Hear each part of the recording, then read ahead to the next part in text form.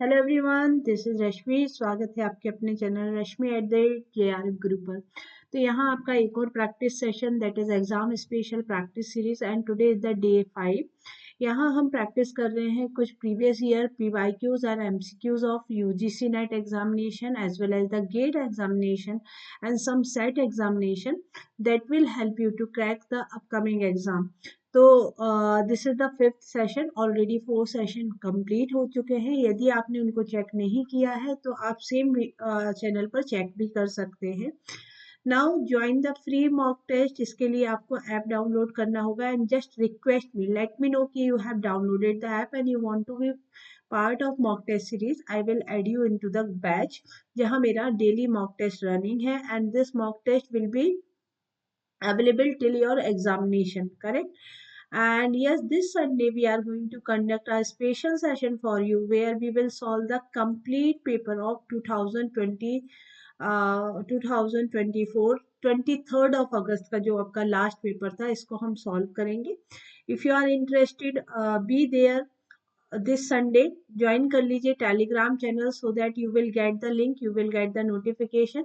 Even though ये जो class में कंडक्ट कर रही हूँ इसका यदि आपको PDF चाहिए तो you can download from the Telegram channel. Even though जो प्रीवियस सेशन हुए हैं उनकी PDF भी आपको अवेलेबल है इन द टेलीग्राम चैनल, तो इसको ज्वाइन कर सकते हैं। Now on demand there is an offer that you can subscribe for the complete recorded course in just rupees 749, and here you will get one additional benefit that you will also get the mock test series that is completely free within the complete recorded course. So yes, you will get computer based mock test series in this offer. This is the offer for all the students who are preparing for the December examination. These are my topper of last examination and I hope next time you are going to be here. तो चलिए start करते हैं। Now last class में, yes last class में मैंने आपसे एक question पूछा था कि how many tables will be there. So answer है 3। जिन स्टूडेंट ने 3 आंसर किया है, very well and good. Yes, I got the comment and उसमें कुछ स्टूडेंट्स ने करेक्ट आंसर दिया है। The number of tables will be 3। चलिए नेक्स्ट क्वेश्चन सॉल्व करते हैं। This is the most repeated question, कई बार रिपीट हो चुका है एंड यहाँ पर सिर्फ ये लोग जो चेंजेस करते हैं वो सिर्फ इतना है कि यहाँ MN की जगह ABCD का यूज किया जा सकता है। सेम क्वेश्चन है। So consider the schema RMNPQ functional dependency is given. Decomposition R1 MN में किया गया एंड R2 PQ में किया गया। तो देखिए सबसे पहले नो एट्रीब्यूट इज कॉमन, मतलब ये लॉसी ज्वाइन है। यहाँ पर आपका इट इज नॉट लॉसलेस, ठीक है, इट इज नॉट लॉसलेस। क्या डिपेंडेंसी प्रिजर्विंग है? तो एम डिटरमाइन एंड ट्रिवियल पर डिपेंडेंसी प्रिजर्व है। पी डिटरमाइन क्यू ट्रिवियल पर डिपेंडेंसी प्रिजर्व है। So it is dependency preserving but not lossless join. Option A is the correct answer, है ना। Now देखिए यहाँ पर बोला विच of the following true for computation time of insertion deletion and finding maximum and minimum in shorted अरे। तो ये देखिए मैं दोनों ही केसेस में बताऊंगी। यदि आपका अरे ऑलरेडी शॉर्टेड है, यदि आपके पास जो अरे है वो ऑलरेडी शॉर्टेड है, देन आपका जो सर्च टाइम है वो क्या होगा। ठीक है, तो यहाँ पर आपको बोला कि यदि आपको इंसर्ट करना है तो insertion should be at specific position, आपको एन कंपैरिजन करने होंगे, so it will be order of n. ठीक है, डिलीशन, डिलीशन के लिए भी आपको क्या करना होगा, you need to find the particular element. लेकिन यदि मुझे मैक्सिमम फाइंड आउट करना है तो maximum should be at last position because it is sorted, ये शॉर्टेड अरे है तो it will be in order of 1 time. या मिनिमम फाइंड आउट करना है तो ये भी आपका पॉसिबल है इन ऑर्डर ऑफ 1 टाइम पर, है ना। तो यहाँ पर आंसर क्या हो जाएगा आपका, here you want to do the insertion। ठीक है, इंसर्शन पॉसिबल है order of n, order of option order of n time पर। डिलीशन के लिए भी n comparison, order of n. Maximum या मिनिमम फाइंड आउट करना है तो order of 1। Option C is the correct answer, very good. ठीक है, ये आपके प्रीवियस ईयर क्वेश्चन है, 2017 में ये पूछा गया था। नाउ सी, हाँ, अनशॉर्टेड के लिए कैसे होगा? तो अनशॉर्टेड में क्या होगा, the data will be like this, ठीक है, आप मतलब किसी भी ऑर्डर में डेटा को स्टोर करके रख रहे हैं, तो इस चीज को आप क्या बोलेंगे, इट इज अनशॉर्टेड अरे। अनशॉर्टेड अरे। अनशॉर्टेड में इंसर्शन ऑर्डर ऑफ वन, कहीं पर भी कुछ भी इंसर्ट कर सकते हैं। डिलीशन के लिए आपको पर्टिकुलर एलिमेंट को सर्च करना होगा, so order of n for deletion. Maximum भी फाइंड करने के लिए आपको एन कंपैरिजन करने होंगे, और मिनिमम फाइंड आउट करने के लिए आपको एन कंपैरिजन करने होंगे। तो this is the case for unsorted अरे। ठीक है, किसका केस बनेगा? This is the case for unsorted अरे। ठीक है।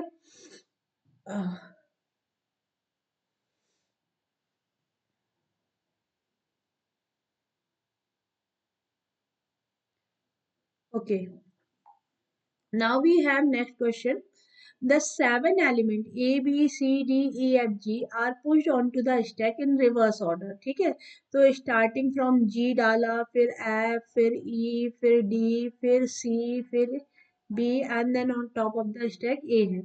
The stack is popped the 5 time। ठीक है, तो आपने क्या पॉप किया होगा, A, B, C, D up to E, है ना, ये 5 एलिमेंट्स आपने पॉप कर लिए। उसके बाद इन्होंने कहा popped 5 times and each element inserted into a queue। तो इस सीक्वेंस पे आपका क्यू बन गया, A, B, C, D and E। now two elements are deleted from the queue, A और B डिलीट होंगे and pushed back into the stack। तो A और B। now what are the top element of the stack? it is B। ठीक है, ये top element क्या होगा, B होगा। ठीक है, ये आपका क्या बन जाएगा, B।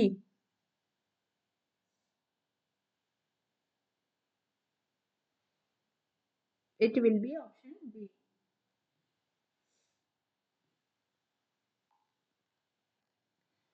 Now which of the following is a valid heap?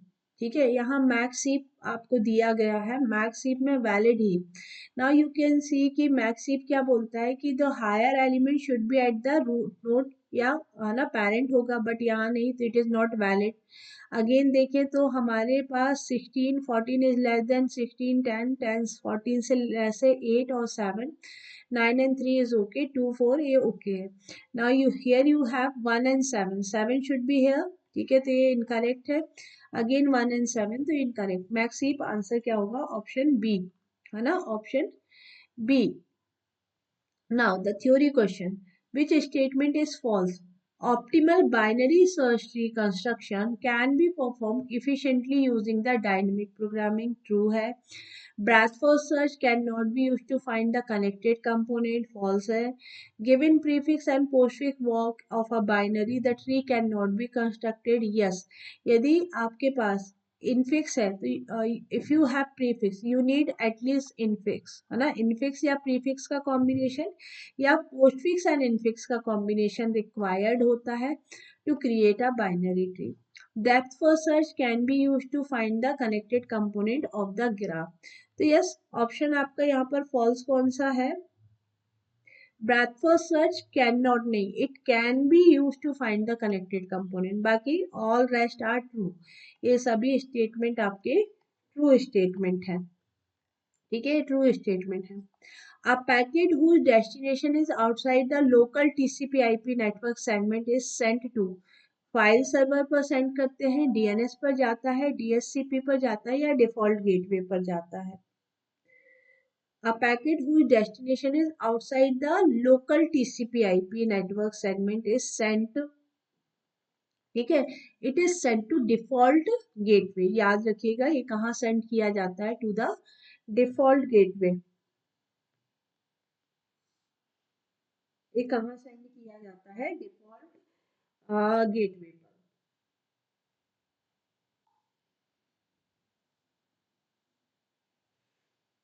ठीक है, now we have in a link state routing algorithm after construction of link state packet new routes are computed। ठीक है, तो लिंक स्टेट में DS use होता है, no, ये तो आपके एनक्रिप्शन एल्गोरिथम है, आरएसए एनक्रिप्शन है, packet encryption, packet is not an algorithm, so Dijkstra's is the answer. ठीक है, Dijkstra's is the answer. Elimination से हमने सॉल्व किया। नेक्स्ट क्वेश्चन देखिए, which of the following string would match the regular expression. इसको इस तरीके से लिखना चाहिए था, p plus 3 to 5 any combination and it will be followed by x y or z। तो p से at least 1 p should be in the beginning, then 3 से 5 का कोई भी कॉम्बिनेशन मतलब 3 4 5 हो सकता है, any combination of 3 4 5 and then it is followed by x y और z, है ना। तो देखिए यहाँ पर क्या होगा, P से स्टार्ट हुआ 4 4 3, यस 4 3 4 5 का any combination followed by y valid है। P से स्टार्ट हो रहा है बट 6, हमारे पास रेंज है 5 तक, ये इनवैलिड है। 3 से it can not start, it should start at least 1 P। P से स्टार्ट हो रहा है 3 एंड 5 का कॉम्बिनेशन है ending with z। Now P से स्टार्ट हुआ 3 से 5 का कॉम्बिनेशन है एंडिंग विद x, करेक्ट है। P से स्टार्ट हुआ 5 है but it should and with x और y और z, सो इनकरेक्ट। तो आपका आंसर क्या बनेगा, 145 145, इट इज ऑप्शन 4। ठीक है, ये आंसर क्या हो जाएगा, ऑप्शन 4। नाउ वी हैव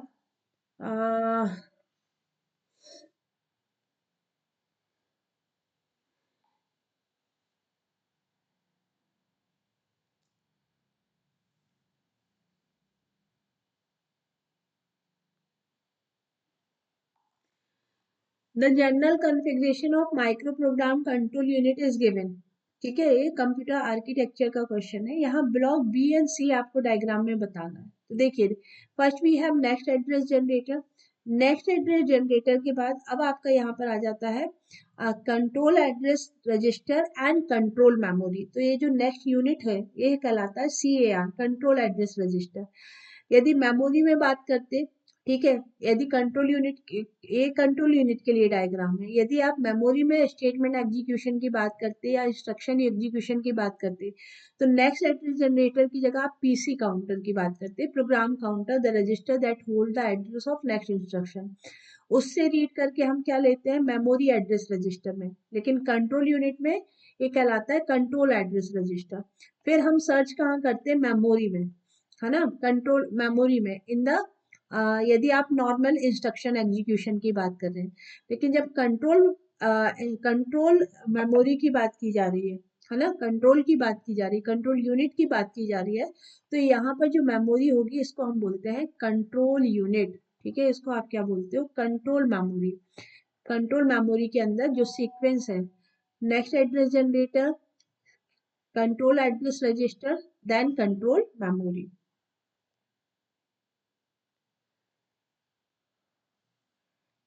ठीक है, control memory. Now in RSA public key crypto system, suppose n equal to p into q, where p and q are the prime number। ये आपका है कंप्यूटर नेटवर्क्स का question, crypto system से, है ना, या नेटवर्क सिक्योरिटी, जो भी आपको बोलना है, it is computer network. So here we have e n prime, ये क्या होती है, पब्लिक की, एंड डी एन क्या बनती है, प्राइवेट की। Let m is the integer such that, ये रेंज क्या है, 0 is less than m is less than N.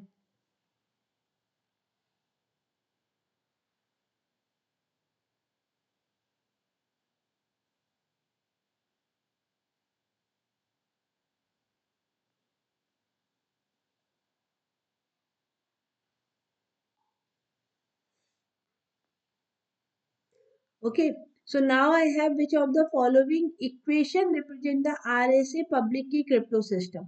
Now you can see, देखिए, ciphertext is given by message public key mod n, and here you have message is given by ciphertext private key mod n, ये correct है। और साथ में यहाँ पर ई और D का रिलेशन क्या होता है, तो it is given bye ed 1 mod phi n। तो आपका आंसर क्या हो जाएगा, 1 and 3 is the correct answer. यहाँ ed 1 n लिख दिया है, इनकरेक्ट है ना। e और d का रिलेशन होता है e और d mod n, it is given by mod phi n is given y equal to 1। ठीक है, और यहाँ पर आप यूज करते हो n, तो ये दोनों ऑप्शन इनकरेक्ट है। 1 and 3 is the correct formula. ये करेक्ट फॉर्मूला है किसका, आरएसए का, ये दोनों करेक्ट फॉर्मूला है। ठीक है, तो सिंपली आरएसए का फॉर्मूला पूछा गया था। Here is the explanation. Now see match the table question, ठीक है। Merge sort, Huffman coding, optimal polygon triangulation and subset polygon problem. ये आप फर्स्ट टाइम पढ़ रहे हो तो लिख लीजिएगा। मर्ज शॉर्ट आपकी क्या होती है, divide and conquer. Huffman coding आपकी होती है ग्रीडी अप्रोच। ऑप्टिमल, ठीक है। So we have merge sort. Merge sort आपका क्या हो जाएगा, डिवाइड एंड कॉन्कर। हफमैन हो जाएगा आपका, it is greedy approach. So we should have 3 2 option D, ठीक है। Now you have optimal polygon triangulation problem हम डायनेमिक प्रोग्रामिंग से सॉल्व करते हैं। एज सबसेट सम प्रॉब्लम हम बैक ट्रैकिंग से सॉल्व करते हैं। Option D is the correct answer. आप चाहें तो नोट कर लीजिएगा, ठीक है। Now we have which of the following statement is are true with regard to the software testing. Regression testing technique ensure that the software product run correctly after the changes during the maintenance. True है. Equivalence partition is white box. No, equivalence partitioning आपकी होती है black box testing, ठीक है। equivalence partitioning आपकी किस type की testing है, black box testing है, that divide the input domain into the program into classes of data from which test cases are driven. So only one is correct. Only one is correct. Now see this numerical from operating system. A memory management system has 64 pages, ठीक है। 64 pages और इनका size क्या है, 512 bite है। Now physical memory containing the 32 frame and the number of bits required in logical and physical address। तो पहली चीज आपको पता होना चाहिए कि जो पेज का साइज होता है, जो पेज का साइज होता है वही फ्रेम का साइज बनता है। तो यहाँ भी 512 हो जाएगा। अब नंबर ऑफ बिट्स कैलकुलेट कर लो, 2 पावर 6 इंटू 2 पावर 9, तो ये बन जाएगा 2 पावर 15। 15 बिट्स किस में रिक्वायर्ड होगी भाई, पहला एड्रेस जो लॉजिकल एड्रेस है, और फिजिकल एड्रेस में 32 फ्रेम है ना। तो 32 के लिए 2 पावर 5 इंटू 2 पावर 9, ये बन जाएगा 2 पावर 14। तो 14 बिट्स आपको चाहिए फिजिकल के लिए एंड 15 बिट्स आपको चाहिए लॉजिकल एड्रेस के लिए। तो आंसर होगा 15 एंड 14, ठीक है। आंसर क्या बनेगा, 15 and 14। Now you have next question from set 1, 2021 set 1 gate का क्वेश्चन है ये। देखिए this is from compiler design. जो रिसेंट पैटर्न चल रहा है ना आपका इन नेट एग्जाम, कंपाइलर डिजाइन पर हाँ फोकस बढ़ गया है। Every SLR1 grammar is unambiguous, but there are certain unambiguous grammar that are not SLR1, ठीक है। बात कर लेते हैं। For any context-free grammar, there is a parser tree that takes at most order of n cube time to parse the string of length n। ये है आपका algorithm, CY के एल्गोरिथम का डेफिनेशन। तो H2 तो करेक्ट है जो कि CY के एल्गोरिथम पर बेस्ड है, ठीक है।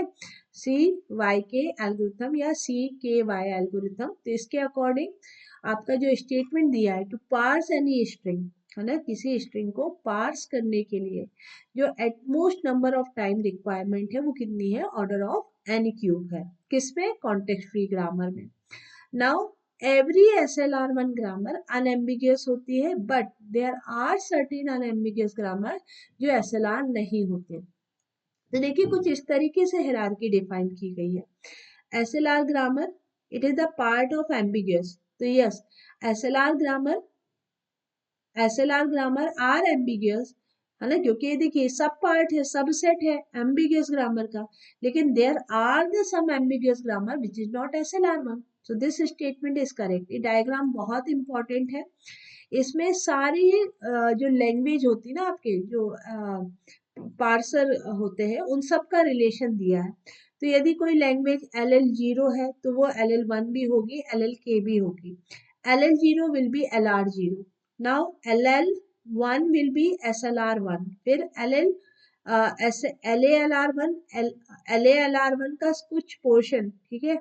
LALR1 is a subset of LR1, LR1 is a subset of LRK, and all these are the subset of unambiguous grammar, and there is a separate portion for the ambiguous grammar। Okay,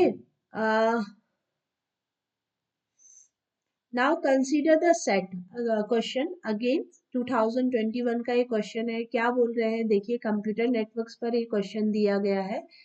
यहाँ बोला गया कि जब आप ARP का use करते हैं, ARP क्या होता है, एड्रेस रेजोल्यूशन प्रोटोकॉल, जहां हम, ठीक है, क्या करते हो, आपके पास एक IP एड्रेस होता है और उसके रिस्पेक्ट में आपको एक नेटवर्क में मैक एड्रेस फाइंड आउट करना है कि भाई ये IP एड्रेस किस मशीन को बिलोंग करता है ना। तो वर्किंग क्या होती है कि जो आपका IP एड्रेस है इसको ब्रॉडकास्ट कर दिया जाता है इन द नेटवर्क, है ना। सारे मशीन के पास शेयर कर देंगे, सारे मशीन को भेजेंगे, भाई देखो ये आपका IP एड्रेस है, आपका है, किसका है। जिस भी मशीन से ये मैच करेगा वो अपना मैक एड्रेस सेंड कर देता है, yes this is my IP address and this is my MAC address.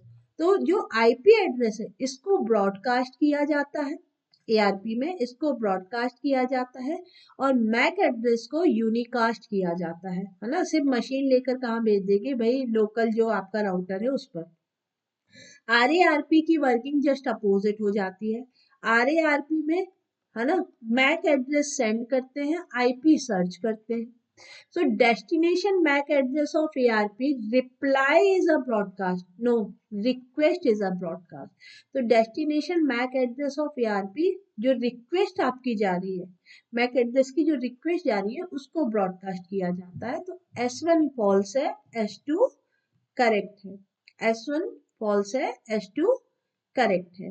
Now we have UGC NET दिसंबर 2020 का एक क्वेश्चन है। A system has 99.99 uptime, मतलब इतना काम करेगा, and has mean time between the failure of 1 day, ठीक है, mean time between the failure कितना है, 1 day का है। तो how far the system does has to repair itself to provide the availability। मतलब यदि आपसे बोला जा रहा है, देखो ये आंसर किस में करना है, सेकंड में करना है। तो यदि सिंगल डे में 99.99% की अवेबिलिटी है तो भाई कितने कम से कम टाइम में रिपेयर हो जाता होगा ताकि इतना अवेलेबल रहे।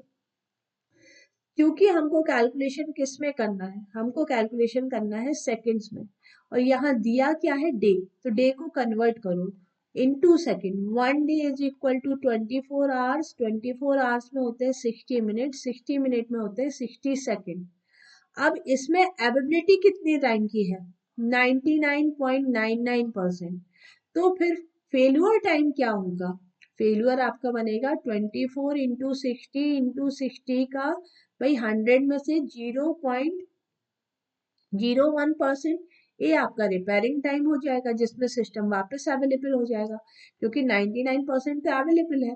तो बस लेकर मल्टीप्लाई कर दीजिएगा, है ना, 0.001%, you will gate 8.64 second which is approximately 9 second. 9 second में आपका सिस्टम रीस्टार्ट हो जाना चाहिए।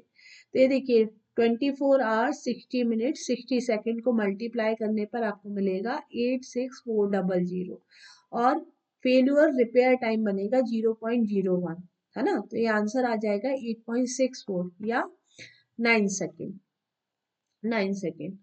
अगेन क्वेश्चन है आपका गेट 2021 सेट 1 से, ठीक है। देखिए दिस संडे, सॉरी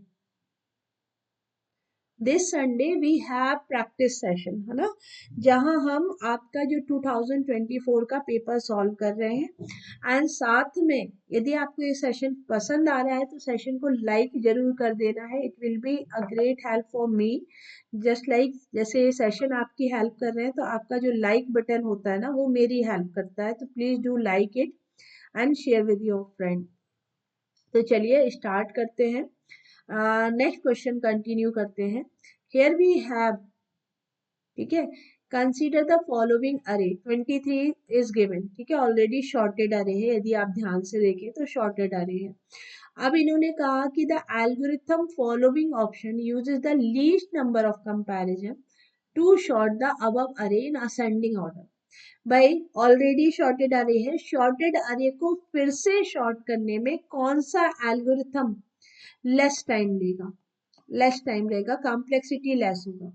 तो याद रखिए मर्ज शॉर्ट चाहे शॉर्टेड अरे है, इसका best case, average case and worst case तीनों एन लॉग एन होते हैं। ठीक है। इंसर्शन शॉर्ट, यहाँ पर आपसे पूछा गया least number of comparisons are required, मतलब आपको टाइम कॉम्प्लेक्सिटी की ही बात करना है। And then you have insertion sort and quick sort. तो इन दोनों के लिए शॉर्टेड अरे होता है वर्स्ट केस, यदि आपके पास अरे ऑलरेडी शॉर्टेड है, like in quick short if अरे इज ऑलरेडी शॉर्टेड और आपने फर्स्ट एलिमेंट या लास्ट एलिमेंट को पाइवोट एलिमेंट बना दिया, तो ये तो वर्स्ट केस होगा किसका, क्विक शॉर्ट का। और it will take order of n square time, ये कितना ले लेगा, order of n square time. अब आप बात करते हैं सिलेक्शन शॉर्ट की। तो ये सिलेक्शन शॉर्ट के लिए भी ऑलरेडी जो शॉर्टेड डेटा है, यदि ऑलरेडी शॉर्टेड डेटा है तो इसका ये वर्स्ट केस बनता है जो लेता है order of n square time. लेकिन यदि आपके पास डेटा ऑलरेडी शॉर्टेड है and you want to insert a new data, so this is the best case for the insertion short, it will take only order of n time। तो answer क्या होगा, insertion.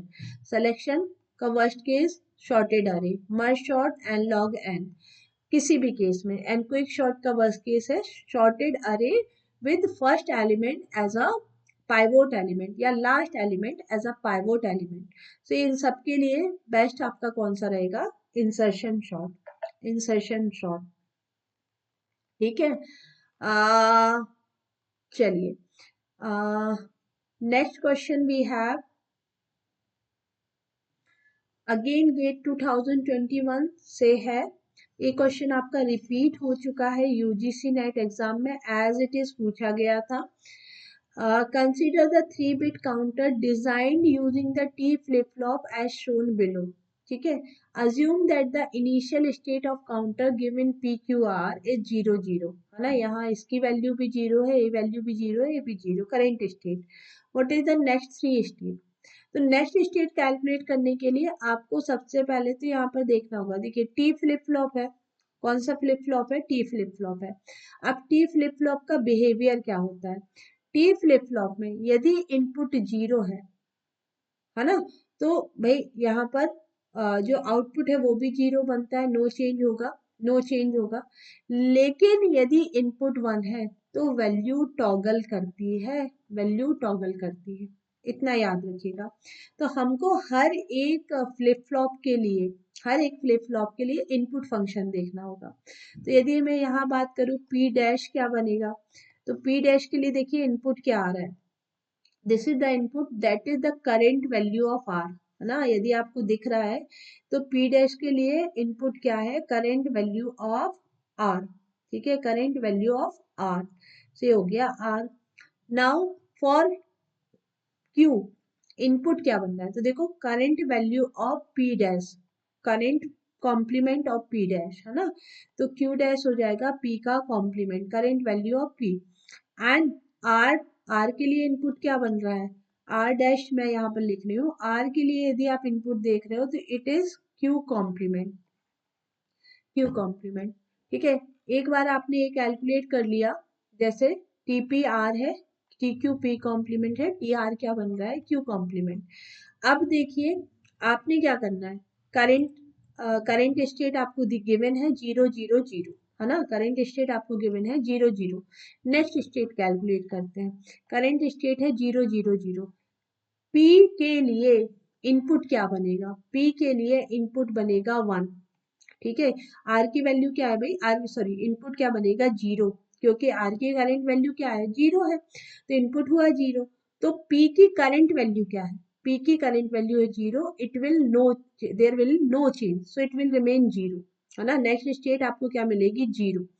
अब इसी तरीके से for Q, Q का current input क्या है, पी कॉम्प्लीमेंट। अब पी की करंट स्टेट क्या है भाई 0, 0 का कॉम्प्लीमेंट 1, इनपुट बनेगा 1, तो इसकी जो करंट स्टेट है वो टॉगल हो जाएगी, टॉगल होके यहाँ पर आपको आउटपुट क्या मिलेगा 1।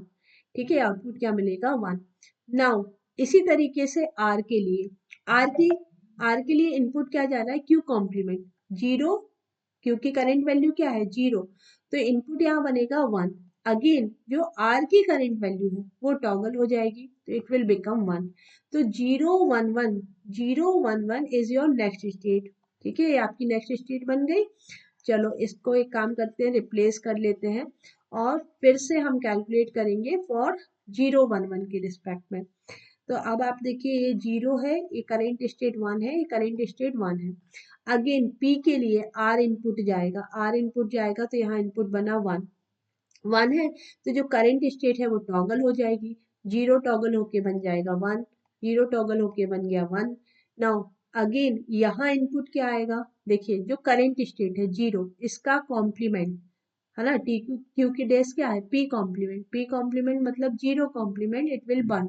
तो जैसे ही 1 हुआ तो इसकी जो करेंट स्टेट है वो टॉगल होके 0 हो जाएगी, ये हो जाएगा 0। ठीक है, नेक्स्ट यू हैव अब ये हो गया 0। ठीक है, अब यहाँ से क्यू कॉम्प्लीमेंट जाएगा, इट विल बी 0।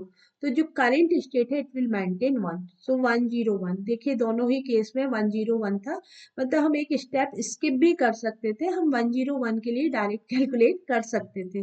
वो एग्जाम टाइम में ये सब ट्रिक्स लगाई जाती हैं। ठीक है, कि यदि आपके पास सेम आंसर आ रहा है तो कहाँ तक सेम है उसको लेकर चलो, और उसके बाद जो नेक्स्ट स्टेट है जो डिफरेंट है वो टाइम सेविंग के लिए उसको कैलकुलेट कर लो।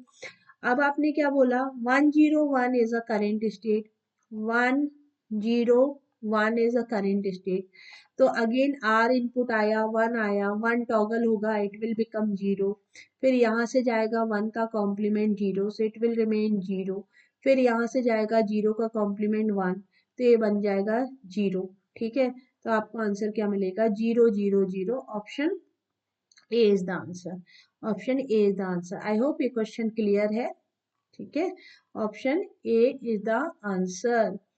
चलिए नेक्स्ट क्वेश्चन है, consider the following language, W is any combination of 0 1, W should ends with 0 1 1, ends with 0 1 1, pattern maintain रखना है, दैट्स इट। तो यहाँ पर देखिए इन्होंने 1 का लूप लगा के रखा है, 0 1 1, और फिर उसके बाद क्या हो सकता है, it can and with any number of 1 ना, तो ये इनकरेक्ट होगा, एनी नंबर ऑफ 0 1 इनकरेक्ट होगा। यहाँ पर देखिए हम लास्ट ही चेक कर लेते हैं, यदि हमने चेक किया यदि 1 है तो 1 के बाद आपका पैटर्न मेंटेन होना चाहिए, दैट इज 0। देखिए 0 मेंटेन नहीं हो रहा ना, यदि आप 1 रीड कर रहे हो तो 1 के बाद इट शुड एंड विद 0 1 1, 0 1 1। अब ये हो जाएगा 1 एंड 1 1 एंड 1 1 एंड 1, 0 1 1 मेंटेन नहीं होगा। सो यहाँ पर जब आप 1 रीड कर रहे हो, if you want to maintain pattern go back to the initial stage 0 1 1 1। Yes, option D, यहाँ आपका पैटर्न मेंटेन हो रहा है। सिर्फ कितना ध्यान रखना, पैटर्न मेंटेन हो रहा है कि नहीं। पैटर्न क्या मेंटेन करना है, 0 1 1। ठीक है, 0 1 1। So yes, this is your answer, option D. ठीक है, ऑप्शन डी। चलिए नेक्स्ट क्वेश्चन, ये आपका होमवर्क है आज के सेशन का। Let me know it into the comment box, I am waiting for your reply.